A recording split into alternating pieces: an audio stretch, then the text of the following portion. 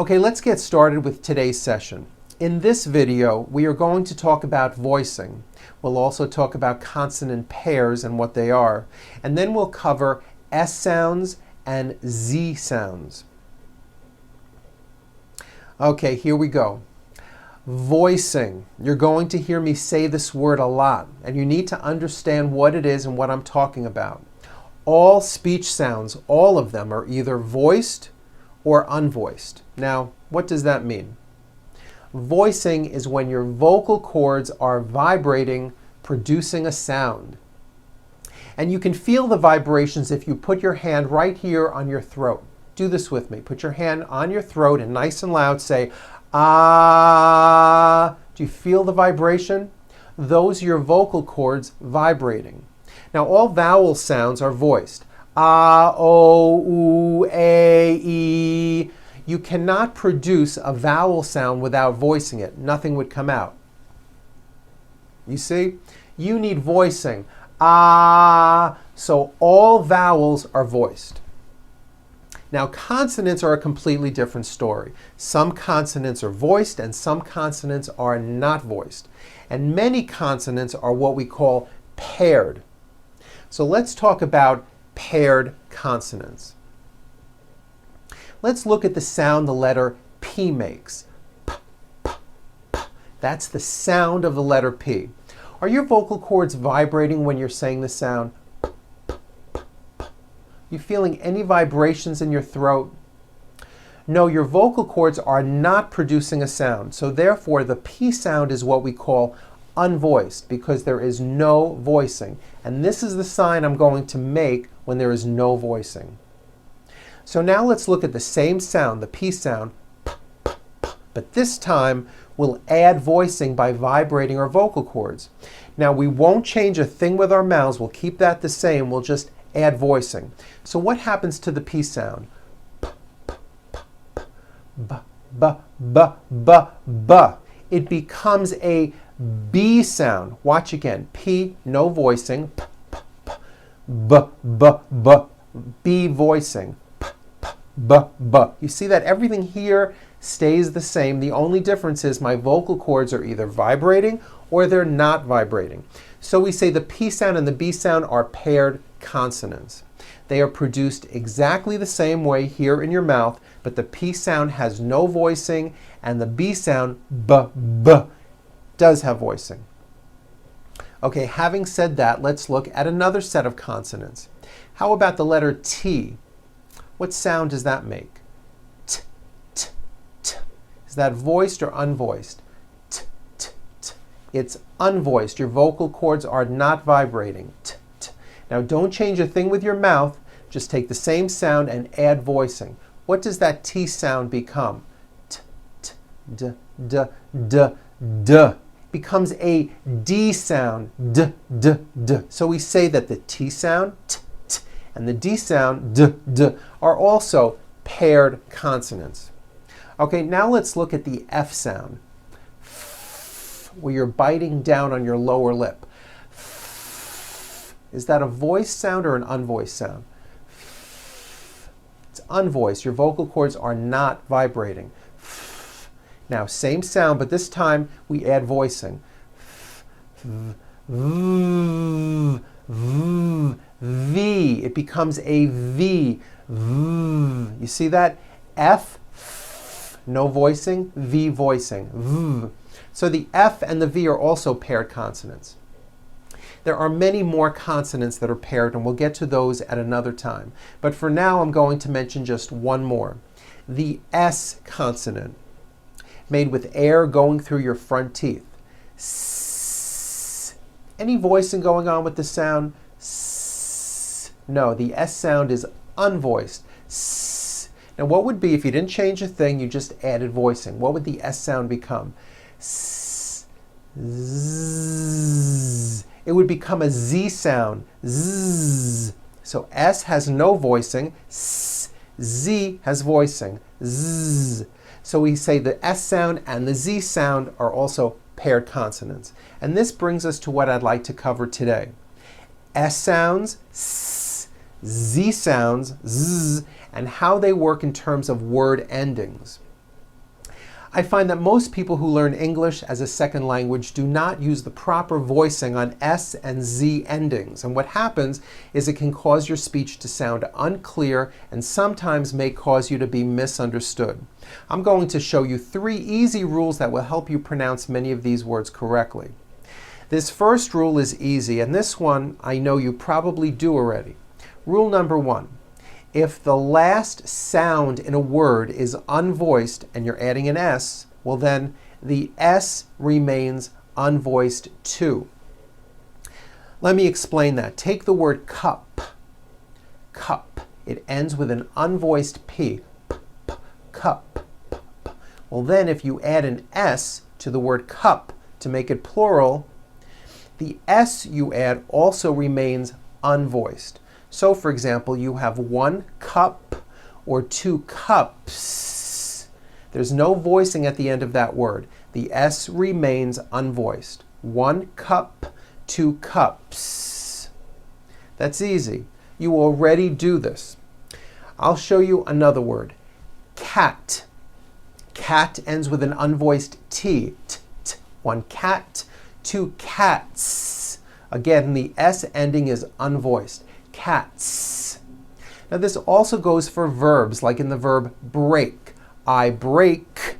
Break ends with an unvoiced K sound. K, k. There's no voicing on that K. So when you put the word in the third person, he breaks, the S you add also remains unvoiced. He breaks. I stop ends with an unvoiced P. P, p. I stop. He stops. Unvoiced S. Stops. Now, as I said, you already follow this rule, and there really isn't anything new to know. But on rule number 2, now this one you probably do not do, so pay close attention to this rule. When adding an S to a word to make it plural, if a word ends with any of these sounds, s, z, sh, ch, or j, as in judge, and don't worry, you really don't need to memorize this. It will become automatic. When you add an S ending, this time we always add the ending is with a voiced Z. Is.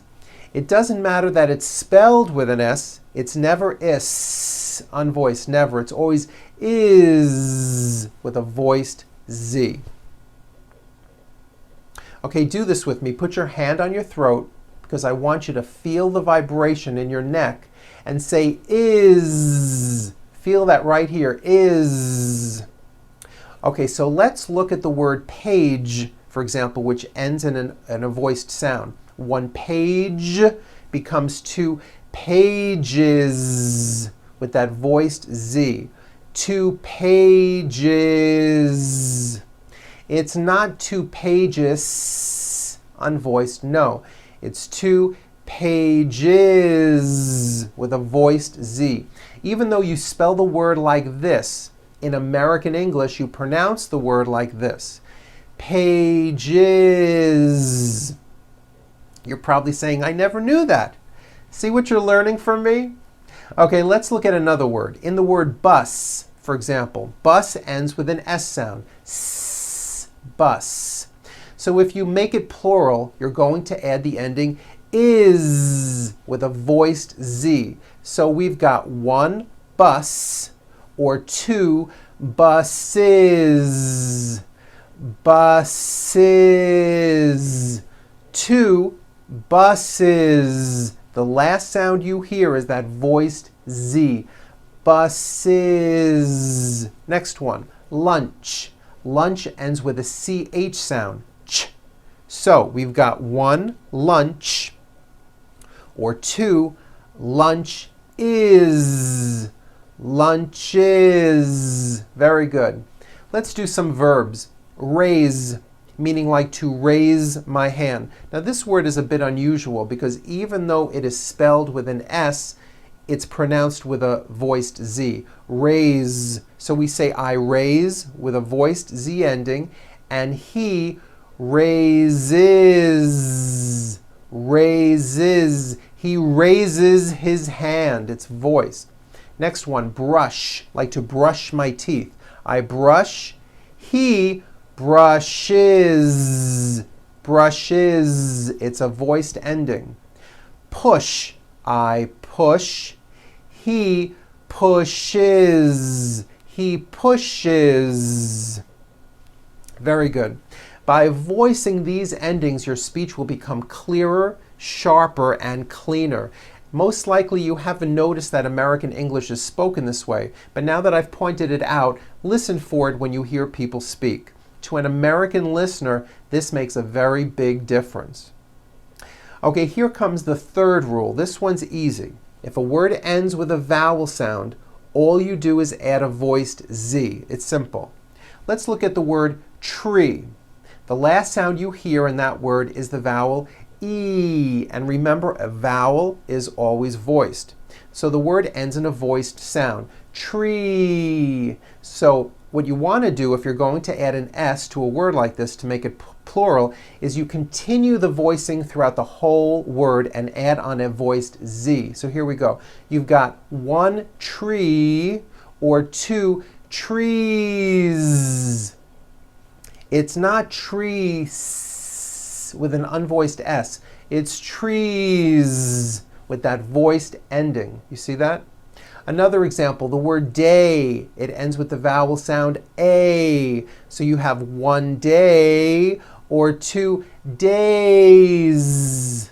It's not days, unvoiced, it's days with a voiced Z ending. Next one, shoe. One shoe, two shoes. Next is the verb fly, which ends in the vowel sound I. So you've got I fly, he flies. Keep that ending voiced. Flies. The last sound you hear in the word game is the M sound, which is a voiced consonant. So because of that, when you add an S, the S should also be voiced. One game, two games. Games. Another word, head, ends with a voiced D, d, d. So we've got one head or two heads. Heads. It's voiced. Two heads. Very good. Next word, train, ends with a voiced N. See that? So you've got one train or two trains. Two trains with a voiced Z ending. Song ends with a voiced NG sound. So if you make it plural, don't forget to add a voiced Z ending. You've got one song or two songs. Two songs. Now, what I just showed you takes some practice to actually incorporate it into your English, but I can tell you from past experience that most of my clients were able to master these S and Z voiced endings in just a few weeks. Okay, now for something else. As you know by now, English is a difficult and a crazy language. All these words that I'm going to show you now are written with an S, however, they are all pronounced with a voiced Z. Why this is, I have no idea, but this is how English is. Here we go. The word is, it's not is, unvoiced, it's pronounced as if it were a Z. Is, this is good. You hear that? Is. His, same thing. It also has a voiced Z ending. His mom is Mary. As, you pronounce it with a voiced Z. As the phone rang. Was, which is a very common word. It was raining. These, voiced ending. These are my children. Those are my books. Easy. Again, the S is like a voiced Z. Easy. This is easy. Because, which is another common word, because we were late. Okay, now let's do some practice with reading passages. Each of these has many voiced and unvoiced S and Z sounds. All of the voiced Z sounds you will see are underlined. If you've printed out the training manual using a color printer, you'll notice that the voiced Z sounds are all printed in red. This will help you visually see which sounds should be voiced. I'm going to go slow and exaggerate the sounds. You may just want to listen to me first, then stop the video, practice on your own, and then later on watch this video again and practice it with me. Whatever feels right to you. Now this first one has many voiced Z sounds. Here we go. Another zippy, zappy, crazy day comes to a close as we zoom up to Joe's snooze zone. Zoe Jones of Zodiac Zoo plays with her zipper. Very good. Next one. Last week, Jim's brothers were picked to represent their country in the Olympic Games. Two of the brothers were swimmers, while the other two were long-distance runners. All of the brothers wore glasses. These athletes worked hard at qualifying for the games and were hoping to come home with prizes. Since the brothers go to the same university, they often take the same courses. This makes studying easier and gives them more time to do other things. Okay, here's the last one. On Thursday, I had a very lazy day. I woke up early and first squeezed oranges into juice. I then got dressed and watched the sunrise come up over the mountains. It was so beautiful that I took many pictures with my camera and I used 3 rolls of film. After drinking 2 cups of coffee, I got dressed, left the house, and walked 3 miles home. Very good. Now another good way to practice these voiced S and Z endings is to do a naming activity.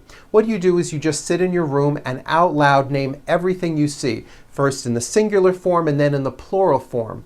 For example, you look around and you say out loud, 1 door, 2 doors, with a voiced Z ending.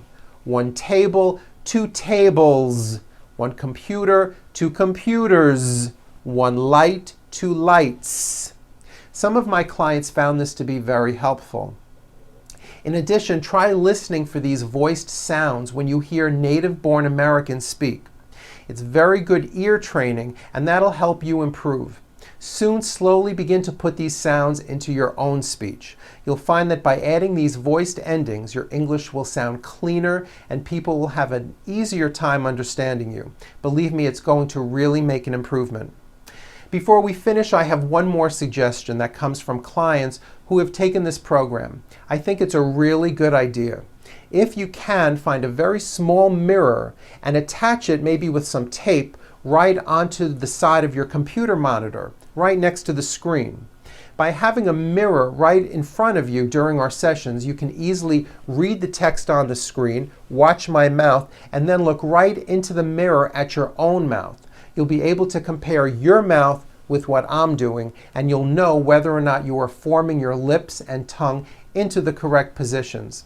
Through imitation and following my instructions, you're becoming closer to speaking with an American accent. Well, that's it for today. Relax, have fun, and practice what I've shown you. Until next time, I'm Paul Gruber with the Pronunciation Workshop, and I'll see you at our next session.